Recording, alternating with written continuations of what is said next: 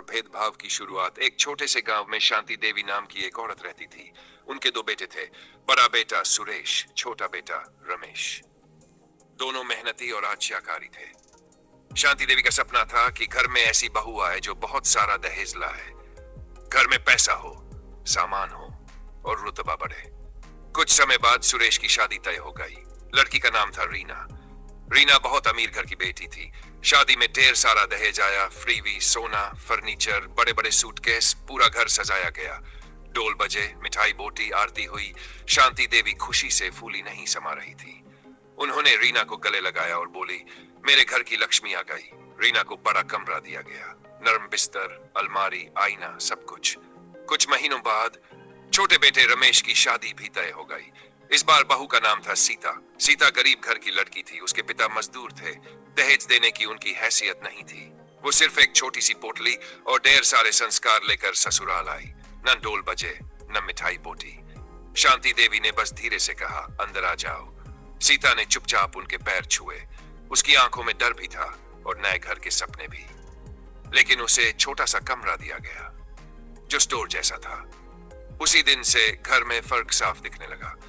बड़ी बहू रानी जैसी, छोटी बहू नौकरानी जैसी, और यहीं से सीता के संघर्ष की शुरुआत हुई। मेहनत, ताने और छोटी बहू की परीक्षा दिन बीतने लगे। धीरे धीरे घर की सच्चाई सामने आने लगी। सुबह सबसे पहले सीता ही उठती। अभी अंधेरा होता, ठंडी हवा चलती, लेकिन सीता बिना कुछ बोले उठ जाती। वो आंगन में झाड़ू लगाती, बर्तन धोती, चूल्हा जलाती, रोटियां बनाती, सबके लिए चाय तैयार करती। उधर रीना देर से उठती, नए कपड़े पहनती, मोबाइल चलाती और आराम से बैठी रहती। शांति देवी रीना से प्यार से बोलती, बहू थक गई होगी, रहने दे। लेकिन सीता से कहती, जल्दी कर, अभी बहुत काम बाकी है। अगर दाल में नमक कम हो जाए तो डांट सीता को, अगर रोटी थोड़ी जल जाए तो गुस्सा सीता पर। रीना कई बार ताना मारती, मेरे कपड़े अलग धोना, मेरी चीजें महंगी है। सीता चुपचाप सब सह लेती। दोपहर की तेज धूप में वो कुएं से पानी भरती, भारी बाल्टी उठाती, पसीना बहता, लेकिन रुकती नहीं। उसके हाथों में छाले पड़ गए थे, उंगलियां फट गई थी, फिर भी वो मुस्कुराकर काम करती। रात को सब खाना खा लेते, फिर सीता अकेली बर्तन मांजती, सब सो जाते, तब जाकर वो थोड़ा सा खाना खाती। कई बार वो आंगन में बैठकर आसमान देखती और धीरे से भगवान से कहती, मुझे ताकत देना, इस घर को अपना बना लूं। एक दिन गांव की कुछ औरतें आईं। उन्होंने कहा, अरे शांति, तेरी छोटी बहू तो बहुत मेहनती है। शांति देवी ने ठंडे स्वर में कहा, काम तो करेगी ही, खाली हाथ आई है। ये बात सीता ने सुन ली। उसका दिल टूट गया देखे जो घावों से भरे थे, और मन ही मन बोली, क्या सच में मैं खाली हाथ हूं? लेकिन उसी शाम सुरेश और रमेश खेत से लौटे। सीता ने पानी दिया, खाना परोसा। रमेश ने धीरे से कहा, सीता तुम बहुत मेहनत करती हो। बस इतना सुनकर सीता की आंखों में हल्की चमक आ गई। लेकिन तभी एक दिन अचानक शांति देवी की तबीयत बिगड़ गई। तेज बुखार, कमजोरी, उठना बैठना मुश्किल। घर में अफरा तफरी मच गई। रीना बोली, मैं बीमार आदमी की सेवा नहीं कर सकती, मैं कुछ दिनों के लिए मायके जा रही हूं। और वो चली गई। अब घर में सिर्फ बीमार सास और छोटी बहू सीता रह गई। सीता ने बिना सोचे सारी जिम्मेदारी अपने ऊपर ले ली। दवा लाना, खिचड़ी बनाना, ठंडी पट्टी रखना, रात भर जागना। वो खुद थक गई, लेकिन सास को अकेला नहीं छोड़ा। दिए की हल्की रोशनी में वो पूरी रात सास के पास बैठी रहती, कभी पैर दबाती, कभी भगवान से प्रार्थना करती। कई दिन ऐसे ही गुजर गए और यहीं से कहानी अब बड़े मोड़ की तरफ बढ़ने लगी। पछतावा, सच्चाई और खुशियों का घर रात गहरी हो चुकी थी। घर में चारों तरफ सन्नाटा था। दीवार पर लगी घड़ी की आवाज साफ सुनाई दे रही थी, टिक टिक टिक। शांति देवी बिस्तर पर लेटी थी।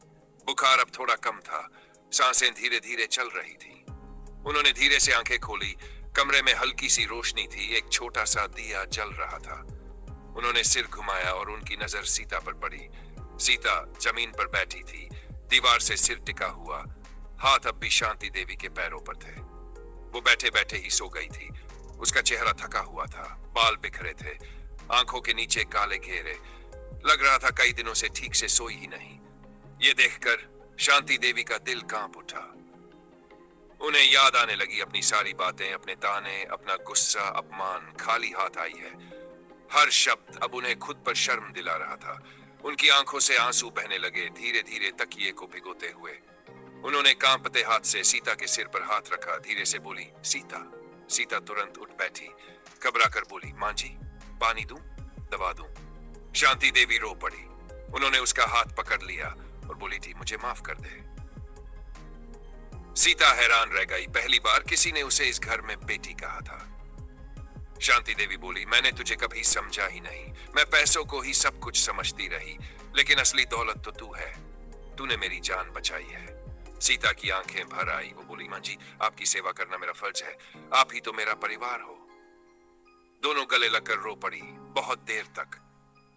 उस रात सास और बहू नहीं, सच में मां और बेटी मिल गई।